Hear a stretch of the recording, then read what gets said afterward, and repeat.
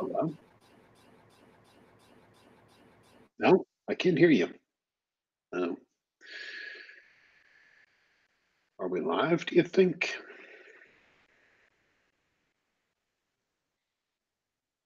Oh, yeah, I guess we are live. 17 people watching, it says, so I assume it's all happening. Hi, I guess John's having problems. Welcome to the Crash Course Hangout. Are people here? Let's see, where's this chat? Oh, great. Oh, yeah, there are people here. And John's audio wasn't working, I guess. I couldn't hear him. Hi, Daniel. Great. All right, well, let's get started. What do we usually talk about in these things?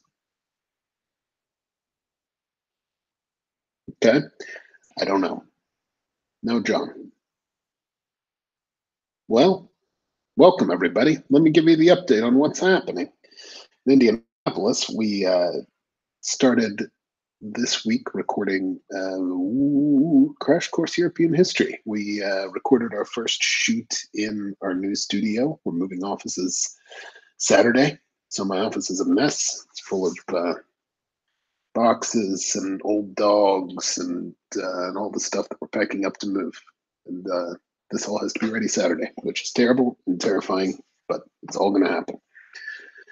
But yeah, we had our first shoot in the new studio. It was excellent. Everything went really smoothly, and Crash Course Euro History is going to be kind of great, I think. Not to toot our own horn too much, but yeah. Abigail asks how I am today. Pretty good. You know, lots to do, exciting times. But how's everyone who's watching? All 15 of you, 16. Yes, Brian, I also am sorry to see Crash Course Theater end. It's been a lot of fun. The writing team is great. Mike is a lot of fun to work with.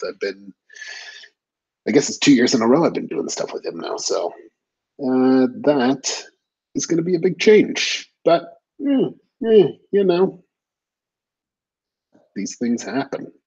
You know, they can't go on forever. Crash Course Asian History. Yeah, that would be super cool. Like when I got my undergraduate history degree, the two of my favorite classes were Chinese and Japanese history. That was a long time ago, but you know, I did enjoy it a lot. But yeah, Friday the last theater goes up, which you know, will bring the curtain down, so to speak. Lee asks if Mike will be back after theater. Not in 2019, but we are talking about a few things for 2020. I think the audience likes Mike. I certainly enjoy working with him, so I'm hopeful that we can find something to do again. He's been excellent, I think. But yeah, I don't know. I don't know what John's deal is. He said he could do this thing from home, but doesn't seem like it. Not to judge anyone. But I understand my office smells like dogs.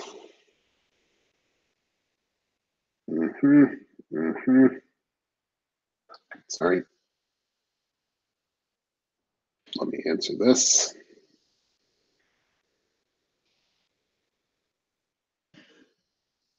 Okay, so yeah, what else do we have developing here?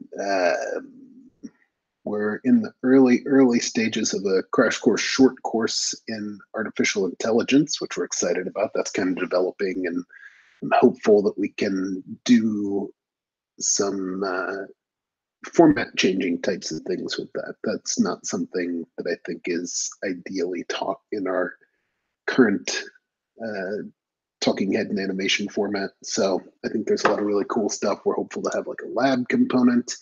But yeah, that's developing, very exciting. What else is happening? Hello? Oh, hey, hello. Oh my God. I don't know. I can hear you. I apologize in advance for when this cuts out in 5 minutes. I hope that none of you ever hate anything as much as I hate this extraordinarily expensive Apple computer that I purchased that does none of its jobs well, but is especially bad at video playback and not crashing during Google Hangouts. Those, well, what were we talking about? Oh, I was just kind of giving the update on Crash Course Heroes starting up, and we had our first shoot in the new studio, and it's exciting. Yeah, it was really, really good to shoot in the new studio. I mean, moving offices is stressful. It's stressful for everyone. There's no getting around that, but it's really good for our company in the long run. Our rent is going to be lower, which is nice. And our studio space is going to be much larger. And we have a lot more flexibility with the new studio space. In fact, we have like 2 studio spaces and a possibility of a third kind of podcasting room. And it is really nice. Like it's going to look, it's not done, but it's going to be great. I found it really comfortable in there to shoot the videos. I was pleased. Yes. Yeah. I mean, I don't think anybody will even notice much of a difference between the 2 that we shot in the old office and the 2 that we shot in the new office, except that maybe I will be in a slightly better mood for the 2 we shot in the new office because I wasn't interrupted as many times by traffic outside. Yeah. And the TV moved up on the wall by 6 inches. And the TV is slightly in a slightly different spot. But I hope you guys like the Crash Course Heroes set. I think it's one thing that we really like about it is that the screen that's in the shot, and Stan might have already talked about this, allows us to change images throughout the video. Did you talk about that? I didn't. So we can find, great archival images of Erasmus or Machiavelli or Gutenberg's Bible, and we can actually show them in the background while I'm talking about them. So even when it's not a full screen coverage, looking at an image of Gutenberg Bible, which of course there still will be lots of, you're still seeing something that's kind of visual and informational in the background, and I really like that. Yeah, totally. I always like upping the information density. Yeah, we're trying to, yes, I mean, that's one of the things that we're trying to do is find ways to make sure that in every frame of the video, we are sharing as much information as we can. In other news, what else is going on? I am completely obsessed with Elizabeth Holmes, the CEO of Theranos, the failed blood testing company. She seems fascinating. Oh my God. I can't get enough of people. This isn't directly related to Crash Course European history, but I can't get enough of people who start out not as frauds or con artists and just kind of find their way into it. And I can't tell if they get in, like Fire Festival is the same thing. I can't tell if these people get in over their heads or if they're just wired differently from me, or if it's just so hard to acknowledge failure in the systems that we've built that people will do anything to avoid it. But I just find it fascinating. Do you feel like there was something real to Theranos? I haven't looked into it much, but my understanding was like it was never there. It was never there, not with any kind of reliability. They did make a thing that did a thing. It just didn't do the thing in a reliable way, which when it comes to blood testing is very important. Like that's literally the definition of success, is that you can count on the results. So, but yeah, as Daniel said in comments, like there is this ethos that we hear all the time in the startup world about fake it till you make it, that the Steve Jobs went on stage with an iPhone that didn't really work, and with the Lisa computer when it wasn't fully functional, and look what he built by faking it till he made it. But like I just think that is the absolute wrong way to approach the making of things. I agree. Yeah, I agree. Anyway, the podcast about her the dropout is very, very good. Oh, so good. Yes, and we're doing Crash Course European History. It's hard. Like, I forgot how hard it was to make a Crash Course series. Like, it's a lot of work. And you know, it's been when was the last time we did Crash Course History, Stan? 5 years ago? Is it that long ago? The World History 2 set. Yeah, it was when we first moved into the office we're in now, so 5 years. Yeah, so I think a lot has changed for Crash Course in those 5 years as well. So it's partly that I had forgotten how much work it is, and it's partly that like a lot has changed because so many more schools use our resources, and we want to be, you know, we are now, I hope, much more careful about the kind of stuff we make and how we make it, and making sure that we have systems in place in order to prevent or minimize at least inaccuracies or oversimplifications. And so it's been a really interesting, fun challenge. We're working with a great team of people, and I feel really excited about that and grateful to them. But man, it's hard. Yeah, that's true. But yeah. It's going to be very good. I'm excited about it. It's fun to be back doing history. It's like the old days. Yes, it does feel a little bit like the old days. It does feel a little bit like the old days. As for what else we're up to, Brian says, I've been loving theater and I'm sorry to see it end. We are sorry to see it end too. I think Mike is an amazing host, and I think we've had great folks working on that series, and we'd like to work with a lot of them again. I think figuring that out. Found, sorry. No, go ahead. I wish it had found a bigger audience, but I'm hopeful that it does the classic Crash Course thing and has a good long life of being used for years. Right. Hi, Sarah. Hi. So I'm really proud of it. Yeah, me too. I feel the same way. Hi. I think John just arrived. Yeah. Yes, I did. How's it going? John. Pretty good. How are you?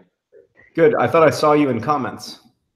Yes, I was in comments. Oh, okay. now you're here in real life. God, the quality of your Wi-Fi is just amazing. I'm actually at work today for once. Let's not make everybody know about the for once. I feel bad that I'm the only one not wearing my AirPods. Oh, sorry. They're so cool now. Yeah, I mean, they look so much like earrings to me. I know that I'm an old man, but they look like strange, otherworldly earrings to me, especially because of the silver bottoms. Yeah. I don't love the look, but they're pretty functional. They're super functional. How are you, John? I'm doing well. Yeah, I couldn't stay from work from home today because things are going on. But you're like, it's a busy work day. Yeah, and it's I get more work done anyways when I get to the office. So yeah, I don't know if I get more work done when I'm in the office. I'd like to. I wish there was some kind of Apple Watch that I could wear for productivity that actually measured my my output in a quantifiable way, but I don't think there is. Except knowing how much time I spend on the social internet. Are you leaving? Yeah. You're not enjoying this? There it is here. Yeah. But she said it out. She's just written a video about a nun. And I'm filming it today. Yeah, I have an art assignment video coming out tomorrow that I'm very excited about that contains original research. It's the first time I've ever done original research. It's very fun. I have one last question before I go. Sure, what's up? Do I kind of look like a nun? I mean, enough that you don't have to make a comment about it, but I think a couple people might. Yeah, it's nun-like. You look more like a priest, if we're being completely honest. Okay. Bye. I just realized that if you mix John and Jesse's names, you can get to my name, which is weird. It's one big conspiracy. Yeah, that freaks me out a little bit. Hey, Jesse. Hi. I mean, we have the same last name, so it's not hard. Right. Yeah. No, you need somebody with a different first name. You need somebody with my first name though. But we have someone with my first name. I think this is a deep state thing. That's how it feels. It feels like a deep. I'm not positive. But This is a very low stakes conspiracy, John. I mean, I don't want to get too derailed, but one of the funny things about conspiracy theories is that they often depend on such low stakes connections in order to make their high stakes sort of webs. You know, like I've fallen down the rabbit hole of a couple conspiracy theories this week. Don't do it, John. It's bad. You're right. You're right. It's not. Nobody. It doesn't make anybody better. And one of them is this conspiracy theory about Eric Prince and Dana Rohrabacher, who's a former congressperson from California, and Eric Prince is a billionaire and runs what is essentially a mercenary company. You know, a company that hires out mercenaries to different parts of the world, including the United States military. And anyway, Eric Prince interned for Dana Rohrabacher, and lots of people are making a big deal out of this. But like, if you know anything about the way that like power works among rich people, every child of rich people interns for a congressperson. Right, that's not what we were talking about, though. The other thing we're going on the rabbit hole is like too embarrassing and weird to even talk about. So let's talk about something else. So yeah, theater did not reach the audience that we hoped it to, although we hope that it has a long tail.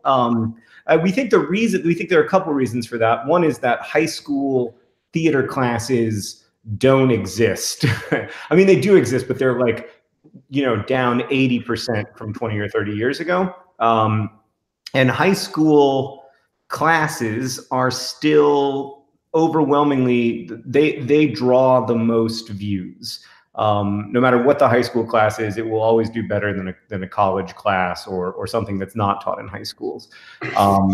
One of the great things about having Patreon and having the support of PBS is that we are not totally reliant upon what gets a lot of views. We can make, to some extent, like what's good and useful and not just what will be popular. I mean, advertising is like 20-30% of our budget. So it's not nothing, but it's also not a huge driver.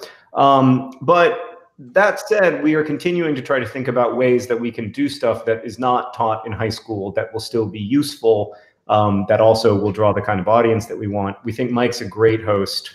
You know, we've been lucky to work with a lot of really good hosts, but I think Mike is just super professional. I mean, he's so good and reliable and fast. And if I were that reliable and fast, there would be like seven series of Crash Course World History. That's good. The Navigating Digital Information show has been very interesting, and I think we've learned a lot from it. It has done well, which is a surprise. We didn't. Yeah. Stan, correct me if I'm wrong. I knew it was going to do well. You did? Yeah. I expected it would as well. That's a very interesting topic that everyone cares about. I thought it was going to do horribly. Because here's why I thought it was going to do horribly. The whole problem with Navigating Digital Information is that everyone believes they are already really good at it. And the only people who are bad at it are the other people, right? Like the people who are bad at navigating digital information are the people who disagree with you. And that, or at least that was always my fear, is that everybody would be like, I don't need to watch this show. My uncle needs to watch this show. And that would hurt its viewership, but it hasn't, perhaps because everybody's just sending it to their uncles. I don't know. I mean, my uncle also needs to watch this show. Yeah, no, I mean, that's a true life example. I think my uncle. I mean, maybe there's a little bit of that kind of virality of like, hey, like, I know some people who might benefit from watching this, and so they try to get other people to watch it. So there's a little bit more of that going on than right. Like you posted on the Facebook, like somebody makes a anti-vaccine post on Facebook, and you just slip it into the comments where you're just like, hey, check out this interesting series on Crash Course. I've found it helpful. ... Maybe that's part of it, but it's been great to see the response to it, and not just.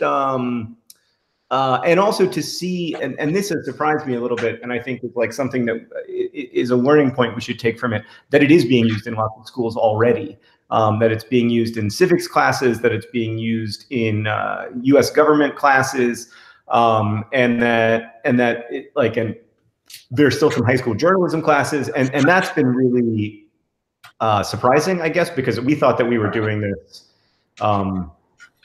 for a viewing public, and it wouldn't have as long of a tail. But it seems like it's actually been picked up in a bunch of curricula, which is great, and encouraging, because I also think that series was written with a lot of rigor. We had the Poynter Institute, but we also had the Stanford History Education Group that has just a huge body of literature on what really works when it comes to navigating digital information and who navigates it well and why. And I thought that the writer that we worked with did an amazing job synthesizing that information, and Meredith at our office did a great job getting it into script form. And I'm really proud of that series. So I'm really happy with how it's done, and also relieved, because I was worried that people were going to say that we had this kind of bias or that kind of bias, and that always just stresses me out. I have bad memories of when that's happened in the past. So yeah. I'll say, John, I think that historically most people have thought that they were always good at navigating digital information. But I think especially after the 2016 election, a lot of people are skeptical of their own ability to do that, maybe. I hope so. I mean, we should be, right? Like, I've become more skeptical of my ability to do it, because on several occasions I have liked, I mean, not in the last 3 months because I haven't been on Twitter, but like on several occasions I have liked or shared inaccurate information that was put out there as intentional disinformation to make me feel a certain way that I ended up feeling. And that is profoundly disturbing, right? Because like that gets at the core of who you are and what you believe. And if who you are and what you believe is being shaped in ways that you aren't aware of or don't have any protection against or can't tack against, I mean, that's, pretty disturbing. So I hope that people are a little more alive to it. But I still think there are so many people. I mean, correct me if I'm wrong about this, but I feel like everyone I encounter on the internet, not everyone, a lot of people I encounter on the internet think that they are right about are sure that they are right about almost everything they believe. And I don't know how to deal with that. Well, that's why they believe it.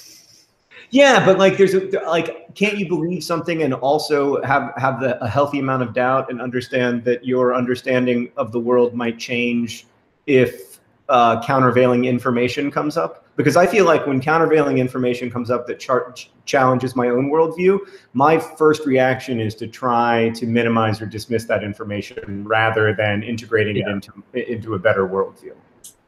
Also, part of it is a lot of times you have to do really additional research to be able to integrate it properly, and a lot of times you don't have the luxury to do that in, say, the middle of a dinner party. Right. Or, yeah, totally. The amount of effort that has to go into actually fully understanding the problem so you can feel a certain way and feel like it is more robust than just these passing comments or something like that. Like, that does require extensive research. And I don't know about you, by the time I get home, I forget.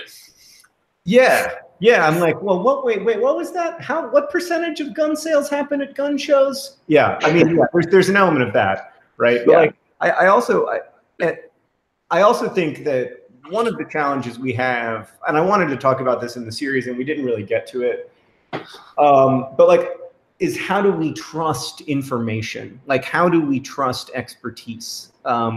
Because of the way that the internet has challenged gatekeepers in a lot of good ways, right? Like, there were a lot of bad things about the way that the gates were being kept pre-internet. There were a lot of people whose voices were silenced by power structures. There were a lot of people who didn't have access to the tools that we have access to now that allow us to communicate freely and across borders and all that stuff.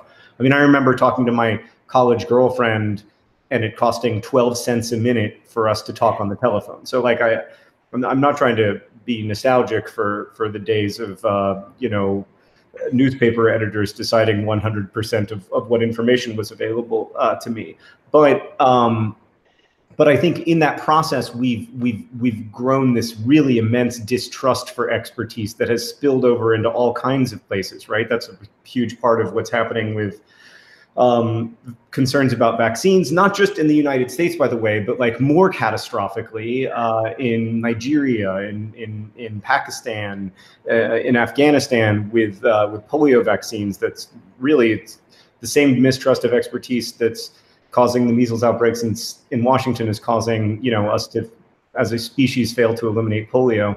And I don't know how to. I'm very interested in, this is kind of an offshoot of Crash Course Navigating Digital Information, but I'd be interested in like a series that's about like, how do we learn to trust experts and which experts do we learn to trust? Because none of us is ever going to be able to become an expert in everything, right? Like I'm never going to be an expert in climate science and also an expert in vaccine safety and also an expert in tax policy. And so we have to learn to trust people who know more about this stuff than we do. But I feel like that whole system has been so eroded and I don't know what's going to replace it.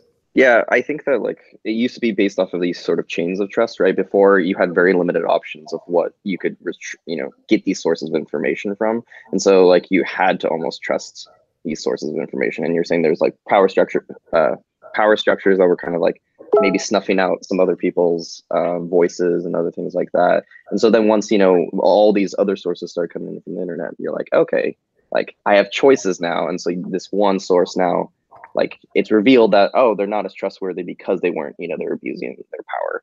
And you start kind of seeing that things aren't quite as just crystal clear of like, I can trust this person, I can't trust it. Like I can maybe trust this person on certain issues and I can trust this person on certain other types of issues. But then like, it just becomes like I don't want to spend the time now start researching who I can even trust. Like people like to default to something that like, okay, what's just consistent and what can I just like get information from? Right. And that's why people like to default to like single news sources. And that's why they can get heavily biased in many different ways. Right. Right. And so in some ways, like go ahead. Yeah, in some ways you have to kind of rebuild some sort of chain of like, oh, I trust that this person got their information through reliable sources, and like how do you rebuild that sort of trust? Because you know, again, it's very like it's just so, I guess, overwhelming. Yeah. Well, one of the things that's in the Crash Course Navigating Digital Information that comes out this week is, and also in the last episode, is the way that I think that's a really great observation. I've never quite thought of it that way, but I think that's really, really interesting way to think about it. But one of the things that we talk about is the way that reliance on that single news source or that single way of looking at the world, like reliance on like a consistent, a worldview that feels consistent, leads to extremification. So over time, the news service in question will be incentivized to show you increasingly frightening and outrage-inducing, anger-inducing content. And if you, like, there was this huge study done about YouTube videos that Google was, you know, Google underwrote the people who underwrote or helped underwrite Crash Course Navigating Digital Information, and they were very cool about it. But this is the only thing where we had to like have a frank conversation with them and be like, it's not our fault that your search engine is bad. Not bad, but flawed. There was this huge study done of YouTube videos where when people watched conservative YouTube videos, over time, they were shown increasingly radical videos in their recommendations. And you know, it moved more and more away from, you know, lower taxes, fewer government services, and more toward alt-right, white nationalist kind of ideology. And I have seen that in my own YouTube recommendations, that like extremification happens, but I've also seen it in the news sources that I use. So, yeah. Yeah, I think, John, also an interesting extension of the skepticism of experts is this sort of almost anti-Renaissance thing going on with this science skepticism that I think likely stems from people not being properly communicated how inconclusive most scientific results are. Right. And I think being able to understand how a paper works and what those terms mean for most people is probably one of the most beneficial things you could do. Just to say, here's what a significant result actually means, you know? Right. I think that's a great point. And that, I mean, that maybe all of that is part of some kind of series in, you know, some kind of second series in navigating digital information, when it's really about evaluating the quality of information beyond just like, is this intentional misinformation? But like when you get to evaluating the quality of a scientific study or a medical study, which is more complicated, but also like more interesting. And I think a lot of people would be interested in it. Yeah, just like a mini series, just how to read a scientific paper. Yeah. Yeah, because you're so right. Like people, I always think about the healthcare triage talking about how you can make the exact same substantive case that eggs cause cancer and that eggs don't cause cancer, because like that's because the truth is that eggs don't matter that much to whether or not you get cancer. But you know, because of the limits of the studies that were done, you know, you can get conflicting results. Yeah, I think that it's really important. People don't understand how science works. They also, I also think there is a tide of anti-intellectualism that is not in any way unique to America, but it is a pretty broad tide. And I think that tide is about a bunch of things, but I think it's largely about, well, I mean, I guess this is just theorizing, but my feeling has always been that it's partly about feeling like things are poorly explained. I think there is a gulf between the amount of good science in the world and the number of good science communicators in the world.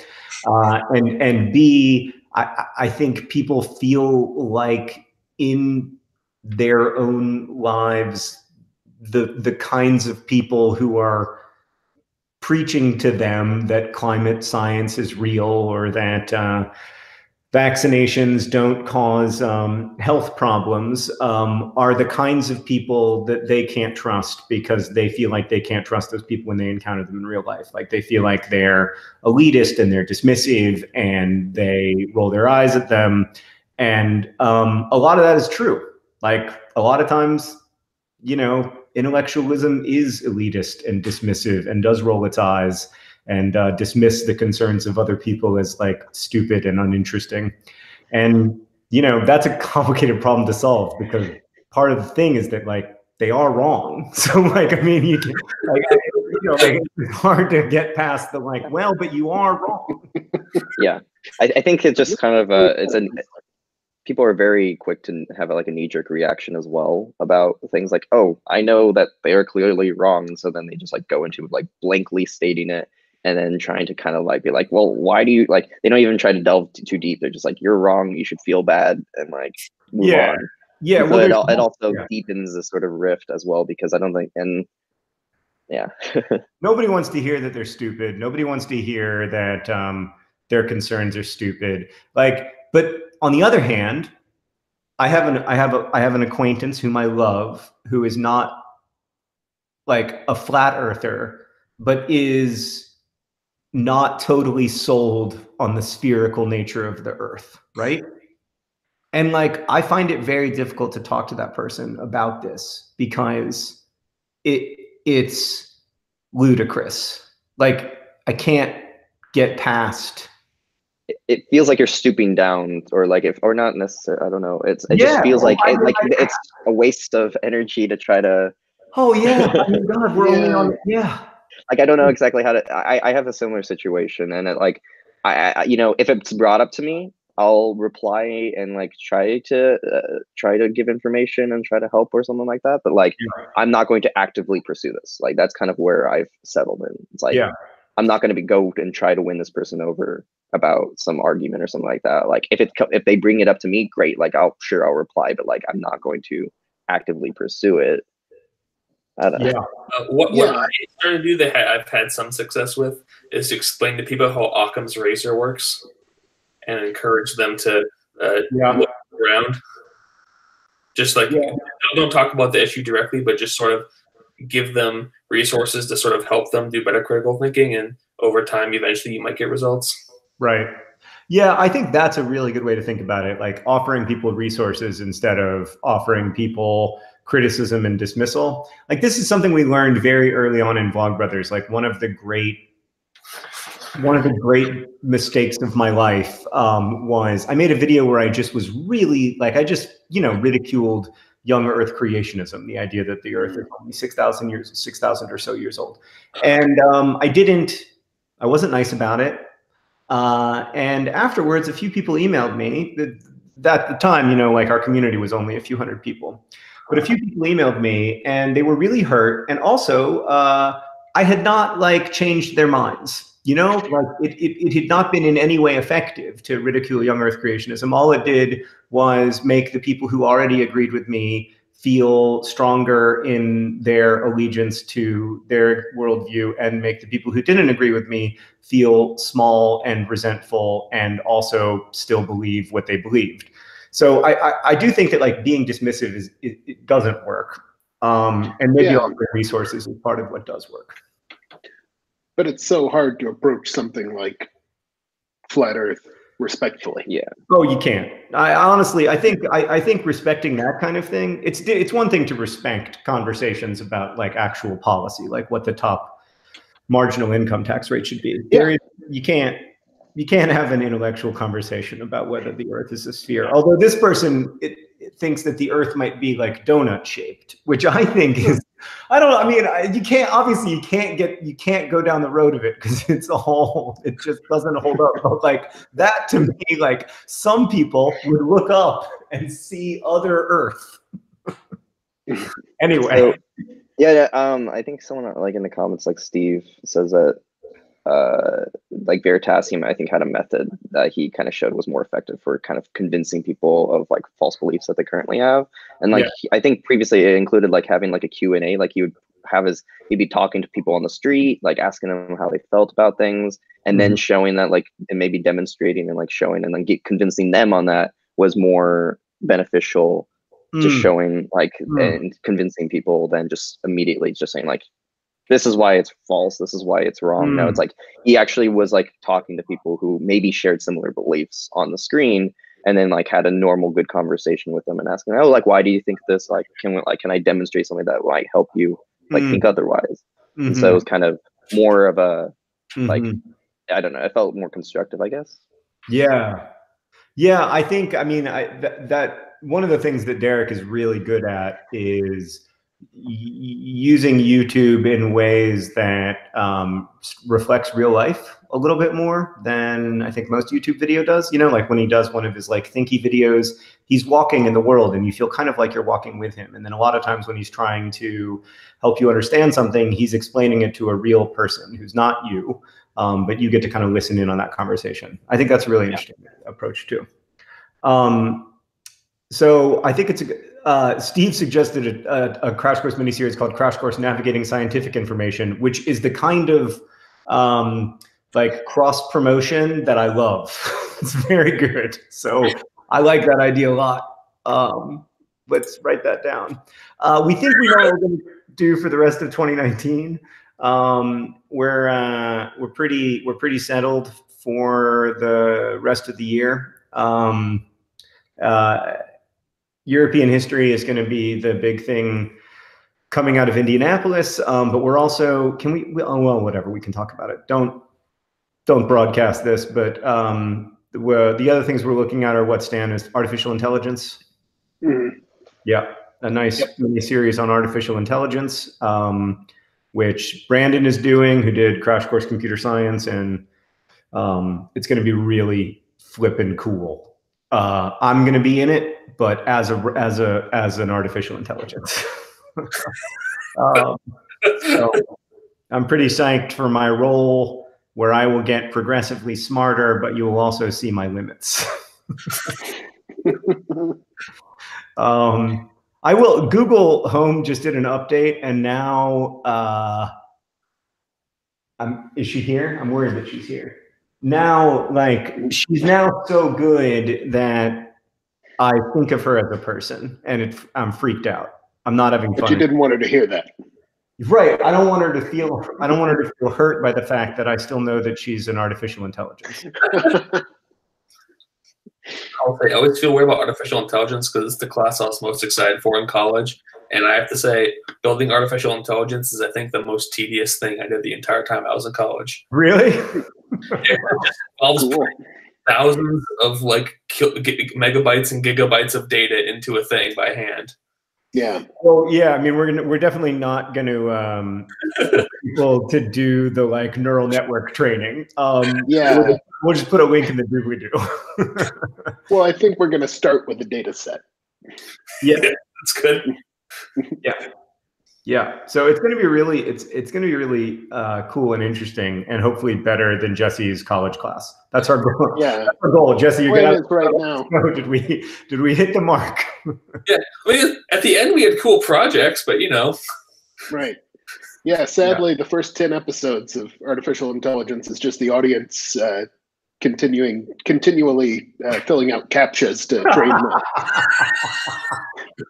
the AI. Yeah, well, in order, you actually can't access the artificial intelligence series unless you click 4 stop signs that are stop signs. Yeah, we need to find out what a storefront is. Oh man, it's gonna be so funny when like when the robots kill all of us, and we will have given them all of the tools to kill us. It will be so good for a book, but of course, no one to read it. Yeah. So that's what we're focusing on here in Indy. I don't know. I'm sure you guys have questions that we've missed, but I'm very excited about both AI and European history. We're trying to take a very global approach to European history, as I'm sure Stan told you. But ideally, it's about how Europe interacts with the world in a lot of ways. Of course, there will be some that just covers European history, but hopefully we can connect it to the world as often as possible. Trying to do the least possible Eurocentric version of European history. That's the hope. Yeah, there's a joke about that in the first episode, where like lots of people accused us of being too Eurocentric in world history. Well, strap in.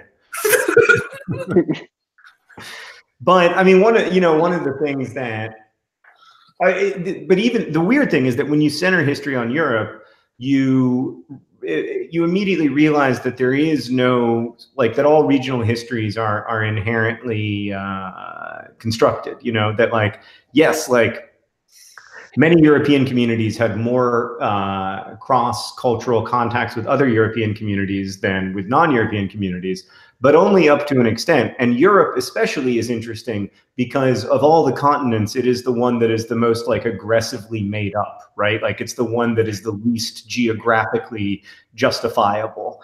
And so I think in addition to the fact that a lot of things since the 15th century that happened in Europe had huge implications for the rest of the world. The other reason to tell it that way, I think, is because, you can call constant attention to the fact that we're talking about, a construct. Yeah, I mean, I remember when I was in elementary school, I realized that Europe seemed weird when my school's map had the left 10% of Russia and Europe, but just the left 10%. Mm-hmm. Right. Well, yeah. Right, Moscow's in Europe and Siberia is not. I mean, the weird thing is, Russia is a great example. Turkey's another good example. There's a lot of countries in what is called, there's a lot of places that are good examples of how weird an idea Europe is, and the fact that everybody agrees that Iceland is Europe. Which makes no sense.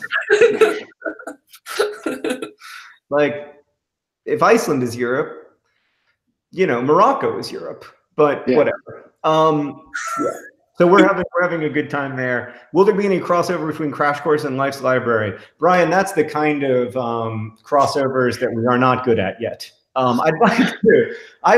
One thing I would like to eventually do is, I mean, depending on how big Life's Library can get and what kind of community it can have. For those of you who don't know, Rosianna and I started a book club called Life's Library. It's really great. This is actually the book we're reading right now, A Field Guide to Getting Lost by Rebecca Solnit, which is excellent.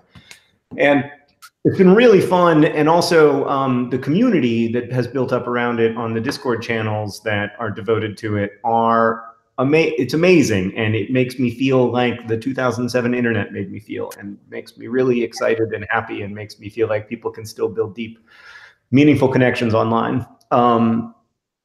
Eventually, if Life's Library can get bigger healthfully, we'd like to do that. And one of the ways that we could do that is by doing like a series of history books, where like we read 9 history books over the course of a year with a historian, and we learn from and with the books, and also from and with the community, and from and with the historian we're reading with. That's something that really interests me. I don't know if there's going to be enough interest to do it, because we have to, like, in order for an idea like Life's Library to work, a lot of people have to buy into it. So yeah, we'll see. Well, I've got some book recommendations for the History Club. Great, Stan, you do it. Wow. I don't mind. Yeah, but it is, I mean, you know, certainly like when we look at complexity projects, I think one of the things we're not good at is talking across complexly about the new things that we're doing, or about the things that we're doing that that we're most passionate about or interested in. And we've seen from our podcast relationship with WNYC how powerful that effective, targeted cross promotion can be. It's also free, which is appealing. So it is something that we think about a lot, but we also, I don't know, I don't want to. You know, John, I know it's not the 90s, but you could do a newsletter. We could do a newsletter. I mean, actually, it's not the 90s, but newsletters make more money than YouTube videos. You'd be surprised. Newsletter, just have a link in the doobly-doo of freaking everything. Yeah, I mean, we do that on Vlogbrothers. I think we should probably do it cross complexly, but yeah, I mean, we've had, like, for instance, like our show Eons is growing phenomenally quickly. It will pass Crash Course in monthly views this month probably, even though Crash Course is doing great. And yeah, we're like, what do we do with this other than just, you know, watch it go? So yeah, that's stuff we're thinking about. But yeah, and I'm also, you know, yeah, and then between that and making all that stuff, making European history and writing the Anthropocene Reviewed, I'm definitely keeping busy at the moment. Yeah. Also, tomorrow I'm going to go talk to Michelle Obama if anyone has questions for her. Oh. Yeah. Good segue, John. Yeah. Well, I forgot about it until just now, because I just saw an email from Rosianna. So I guess it's happening. I got to cancel therapy. Just talk to Mrs. Obama about it. Yeah. just say what you've been talking about here, and just right. How do we trust anything? More importantly, after you talk to Michelle Obama, go to your therapist and say, what did she mean by that? Right. Yeah.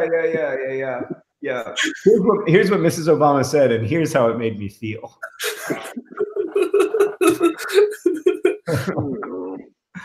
Yeah. Well, Helena asks, how does one forget that they're talking to Michelle Obama? I didn't forget exactly. It just wasn't like confirmed. But now it is confirmed. So yeah. Woo. I mean, I really liked her book, actually. I don't usually like political memoirs, but this one didn't feel like a political memoir, which made it very enjoyable. In fact, all the political stuff was in like 20 pages that I roared right through. It was like the years passed quickly, and I was like, great. It was really a very good book. She's a great writer. I mean, I don't. Who knows? Who knows? You never know who writes these books, but it was a great book. Right. Cool. All right. I'm sure she wrote it. Now I feel like I've said that she has a ghostwriter. Yeah. Hopefully she won't see this. Oh God! What if she's watching right now? She's one of the 32. What if we can see who's watching? Your Google Home has already told her, John. Oh, yeah. You're so right. Hey Google, are you listening right now? I'm trying. Oh, why did you?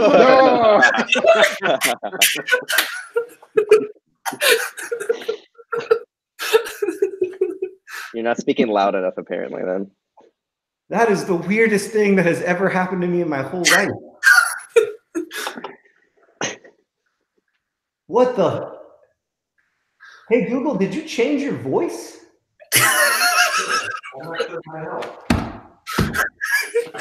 well, yeah, you can set the voice manually. I mean, yeah, maybe Sarah set the voice. It seems weird that Sarah changed the voice, or one of the kids did. Maybe, I don't know. Or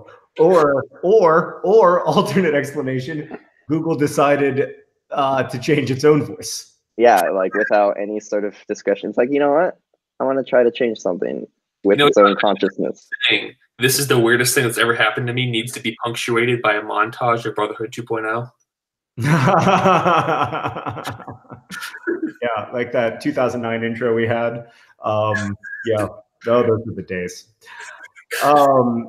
Yeah, that freaked me out pretty bad. I'm sure now that I think about it, there's a lot of possible explanations. Yeah. All of which need to be discussed. Yeah. If y'all in chat have any more questions for us, let us know. We've got 7 minutes here.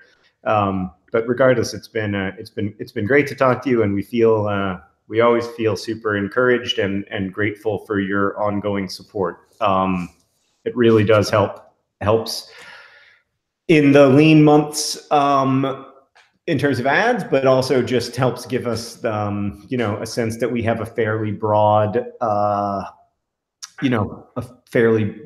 system of funding our show, which is really good for us. But let us know if you have any questions, or if we missed anything that was important to you that you wanted us to discuss.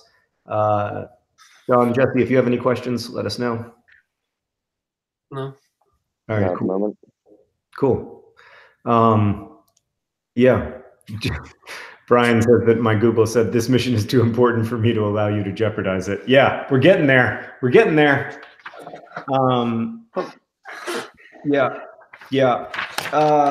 Well, I guess I'm gonna talk about this book. It's a good thing that I read it. Whew. Oh, geez. Sidejoy says, I saw your video on textbooks. Do you have any updates on the curriculum front? Which is a great question. Yes, I made a video about textbooks and how much I think that I continue to think that the textbook market is batshit crazy, for lack of a different phrase. We are working on helping a couple different people with their free curriculum projects. We think that in the end, I think we've talked about this before, that like we are not going to become a technology company. Like we're not going to solve the technology distribution and sales part of curricular materials. I think when we started in this project, we didn't understand how important sales were. So there are these sales teams that go to districts and states, and they make the case to school boards and to state superintendents of why you should use Pearson's products or McGraw-Hill's products. And then in a lot of cases, there's not a lot, and this isn't universally true, but in many schools, there's not a ton of flexibility for teachers in terms of what products they use. Like even if they want to use Crash Course, and a huge percentage of schools do use Crash Course, but even if they use Crash Course, they have to use it in the context of the Pearson materials or in the context of the McGraw-Hill materials or whatever. And we are not ever going to like build a sales force that's going to be able to go to like Texas and say to the state school superintendent in Texas, what you should do is you should use our curricula because it's free.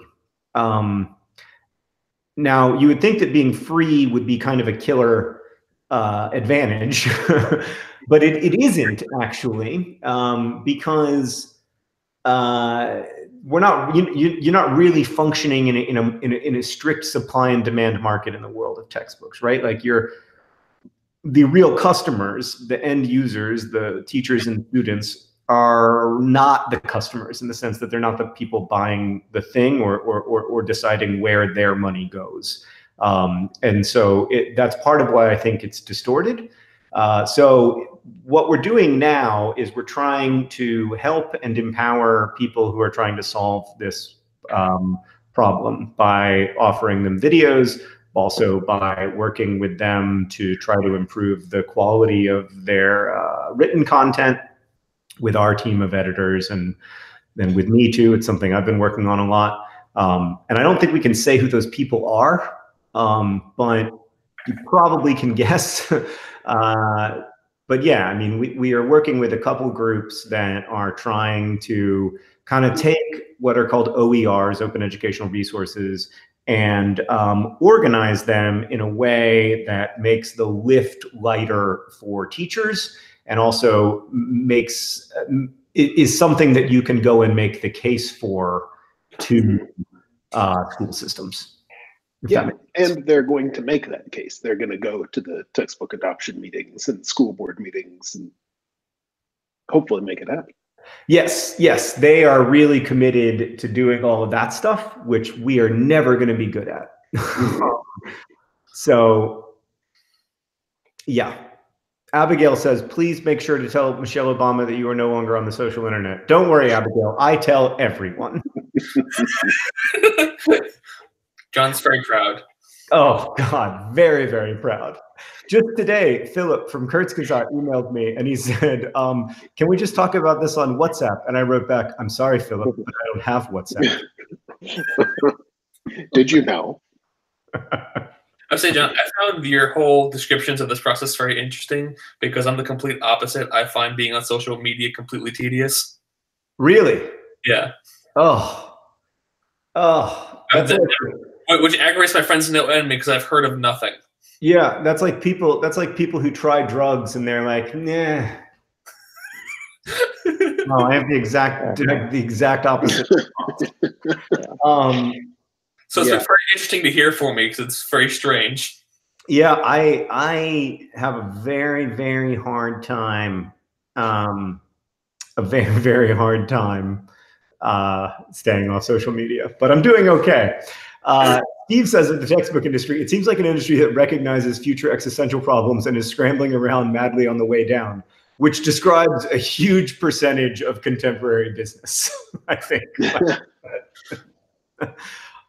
Yes, I agree with you. I also think that like most retail, almost like, yeah, every business other than the business of shipping stuff to people's houses.